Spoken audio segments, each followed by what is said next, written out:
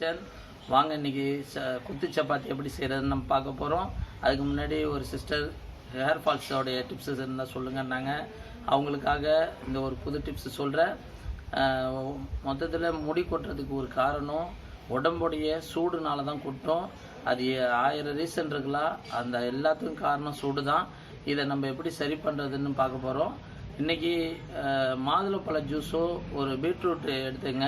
ஒரு மாதுளப்பழம் ஒரு பீட்ரூட்டு இதை கட் பண்ணி ஜூஸ் எடுத்து ஒரு 10 நாள் குடிச்சு பாருங்கள். கண்டிப்பாக ஹேர் ஃபால்ஸ் நிற்கும். இதனால் உங்களுக்கு ஹேர் நல்லா க்ரோத் ஆகும். கண்டிப்பாக அந்த டிப்ஸை ஒரு வாட்டி ட்ரை பண்ணி பாருங்கள். செஞ்சு பார்த்துட்டு கமெண்டில் எப்படி இருக்குன்னு சொல்லுங்கள். வாங்க கொத்து சப்பாத்தி எப்படி இருக்குது பார்ப்போம்.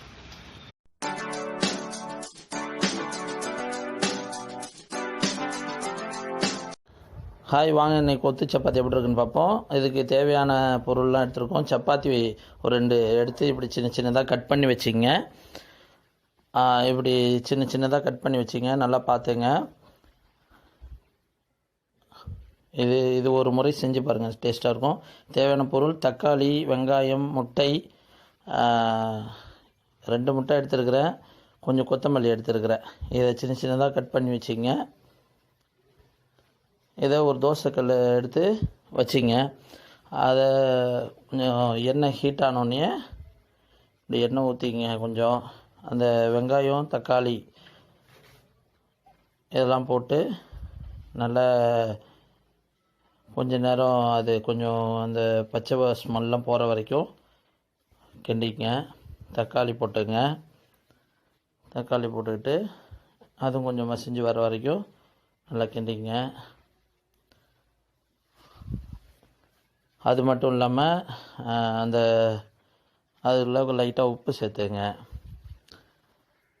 இதுக்கு முன்னாடி நம்ம அந்த சப்பாத்திக்கு ஏற்ற இப்போது அந்த கொத்தமல்லியும் போட்டுங்க. மூணுத்தையும் மிக்ஸ் பண்ணி வச்சிங்க. சப்பாத்திக்கு இதெல்லாம் முடிஞ்சிட்ட பிறகு முட்டை அதுக்கப்புறம் தான் போடணும். அதை ஒரு ஓரமாக ஒதுக்கி வச்சுட்டு 2 முட்டையும் உடச்சி விட்டுங்க. 2 முட்டையும் உடச்சி விட்டது இல்லாமல் அது கூட மிளகுத்தூள் நிறையா போட்டுங்க. இது இல்லாமல் மல்லித்தூள் போட்டுங்க. ஜீரகத்தூள் போட்டுங்க. லைட்டாக மஞ்சத்தூள் போட்டுங்க. இது எல்லாத்தையுமே நல்லா மிக்ஸ் பண்ணுங்கள். எல்லாத்தையும் நல்லா மிக்ஸ் பண்ணும்போது நல்ல ஒரு டிஃப்ரெண்ட் டேஸ்ட் கொடுக்கும். அதை எல்லாத்தையும் மிக்ஸ் பண்ணி அது ஒரு ஓரமாக இருக்கட்டும். நல்லா அது முட்டை நல்லா வேகிற வரைக்கும் நல்லா செஞ்சுங்க. இது இப்படி வந்த பிறகு அது மேலே அந்த சப்பாத்தியை போட்டு பிச்சு வச்சுருக்கோம்ல, சப்பாத்தி சின்ன சின்னதாக கட் பண்ணி வச்சுருக்கோம் பார்த்தீங்களா. அதெல்லாம் நான் 2 சப்பாத்தி தான் எடுத்துருக்கிறேன். அதுக்கான குருமா நம்ம செஞ்சுருப்போம். சப்பாத்திக்கான குருமா செஞ்சுருப்போம். உங்களுக்கு எல்லாத்துக்கும் தெரியும். ஒருவேளை தெரிலனா நான் அடுத்த வாட்டி சப்பாத்தி குருமா எப்படி செய்கிறதுன்னு நான் வீடியோவில் போடுறேன். அப்படி சப்பாத்தி குருமாவை செஞ்சு அந்த குருமாவை எடுத்து அது மேலே ஊற்றிடுங்க. மேலே ஊற்றிட்ட பிறகு ஒரு டம்ளர் எடுத்துங்க. இப்படி கொத்துறதுக்கு கொஞ்சம் அனல் அதிகமாக வச்சுங்க. அது மாதிரி டம்ளர் எடுத்துங்க. அதாவது கொத்துற மாதிரி டம்ளர் எடுத்துக்கணும். 2 பக்கமும் வாய் மடிஞ்சிருக்கக்கூடாது. அந்த மாதிரி டம்ளர் எடுத்து கொத்த வச்சுங்க. இப்படி நல்ல ஹீட்டாக என்னாவும் அதில் ஊறி நல்லா வரும். அதை நல்ல இது மாதிரி கொத்திக்கிட்டே இருங்க. அது நல்லா ஹீட்டாக என்னாவும் அது ஊறி நல்லா வரும். இந்த பாருங்கள், வந்துருச்சு பாருங்கள். நான் தோசை திருப்பி வச்சு குத்துறேன். எனக்கு கொஞ்சம் அது சின்ன கல்லாக இருக்கிறதுனால இருக்கிறதுக்கு தகுந்த மாதிரி செய்கிறேன்.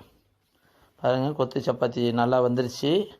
அதை நான் உங்களுக்கு எடுத்து காமிக்கிறேன் பாருங்கள். ஒரு தட்டில் எடுத்து காமிக்கிறேன். பாருங்கள், சூப்பராக இருக்குது பாருங்கள். கொத்து சப்பாத்தி அவ்வளோதான், ரெடி.